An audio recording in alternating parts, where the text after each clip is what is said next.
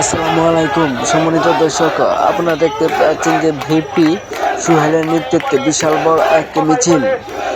VP Suhel Kishoreganj জেলার এক আসন থেকে এমপি পদপ্রার্থী। লক্ষ লক্ষ মানুষের আগমন, তাদের একটাই কথা, ভিপি সুহেল ভাই, আপনাকে আমরা এমপি হিসাবে দেখতে চাই। দেখতে থাকুন জনসংযোগ ইউটিউব চ্যানেল।